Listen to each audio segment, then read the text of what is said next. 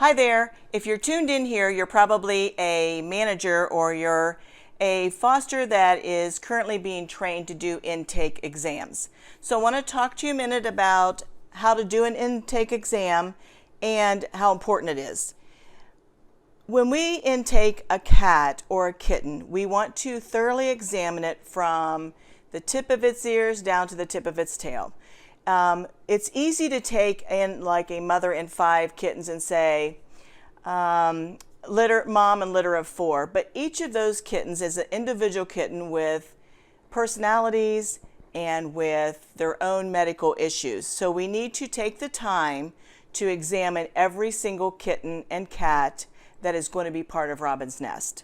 And so we have a process by which we examine the cat or kitten, and we also treat them before they actually are given to a foster as an assignment. So I want to go over this form. This form should actually only take you about 10 or 15 minutes. I don't want you to really gruel over it. You should just be able to look at all the areas and make sure that they're all within normal limits. Okay?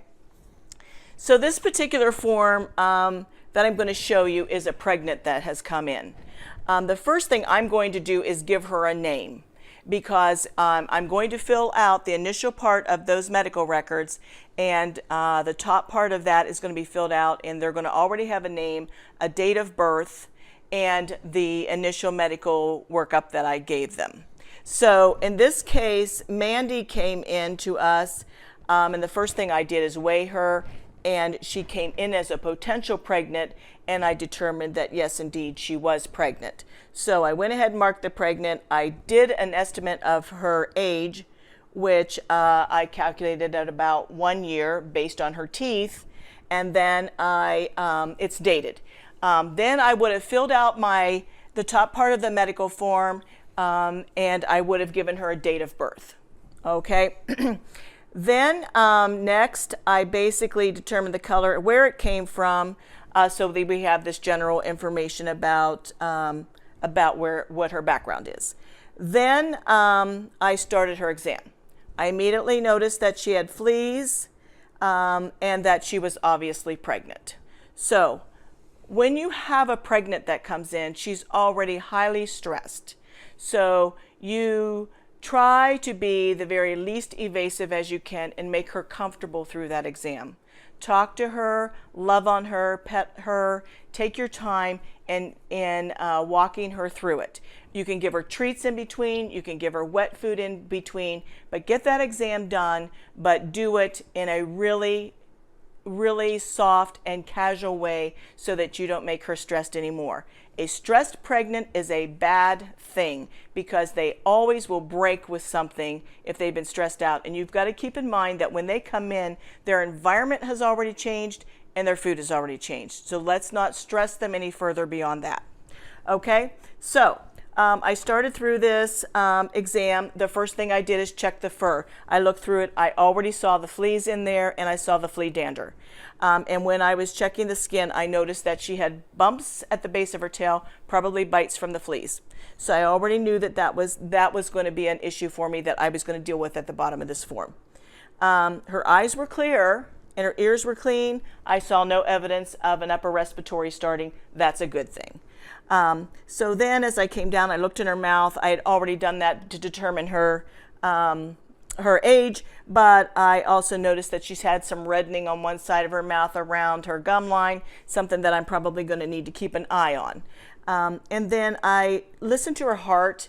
It was regular. And by the way, one of the things that happens when you try to listen to a heart, if they're contented and they're purring, sometimes you can't get a real clear heartbeat. What you're looking for there is a regular heartbeat without any swishing sounds, just a straight up regular heartbeat. If you can't get that heartbeat because the kitten is purring, a trick that you can use is put the mama cat close to a water spout and turn on the water. For whatever reason, when you turn on the water, they stop purring and pay attention to the water. And for a brief second, you can actually hear the heartbeat before they start purring again.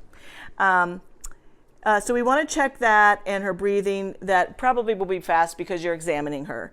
In this case, her belly was very tight and she was large. So she was very pregnant. So I noted that on there. And then I looked at her paws, her claws, made sure that was okay. And then when I looked around her anus area, I did notice some evidence of diarrhea that had been going on. That's very common in a pregnant cat, especially if she's stressed. So I know that I've got to deal with that at the bottom too. So, but there was no evidence of URI, but I did check here that she had the diarrhea. Now, because I saw diarrhea, for all cats, you're not going to take a temperature. But if you notice that there's a URI brewing, or if you notice they have diarrhea, it's always a good idea to take that temperature. With a pregnant cat, I suggest that you be very, very careful, have a second person involved that can scruff her, and be very careful about how you do that so that you don't cause a lot of stress. If you're causing a lot of stress, she's flipping around, she's upset, just stop. And then let's just watch her from there. But if the temperature is good if you can get it, but don't cause her undue stress to get it. And then I put under here, obvious wounds, there was none present. The very last thing I did is I put what I did. Okay, so I basically obviously treated her for Revolution, treated her for the fleas. I gave her, I started on a course of Panazerol, and I gave her a Drontal. I probably cap started her too, because if she had fleas, I did that. That all needs to be noted on the medical record. Okay, so your medical record is going to say that you've done all of that stuff, and so this form will come to me. So you can send it up in the next run. This is our first evidence of this cat coming into Robin's Nest, and we will follow this cat clear through until she's been adopted. Now, what's important is that you fill out that health record and that you have a plan for whoever's going to take it. So if you've given her a Drontal, when I pass this cat over to Sylvia, I think is who I gave it to, you'll note up here that it says who the assignment's going to go to. Then I basically am going to say, okay, Sylvia, in 2 weeks, I want you to deworm Mama with Strongid, okay? And then in 30 days, I want you to go ahead and treat her again for fleas. Then after the babies are delivered, Sylvia will call me again and say the babies have been delivered, and I can vaccinate Mama then anytime after the babies have been delivered. And we'll set that up pretty quick. So that's pretty much it. If you have any questions, you always can call me directly, but it's always good to take a look at the kitten or cat from the tip of its ears clear down to the tip of its tail. Know it. Make sure that you don't see any obvious problems before it ever goes into a foster for an assignment.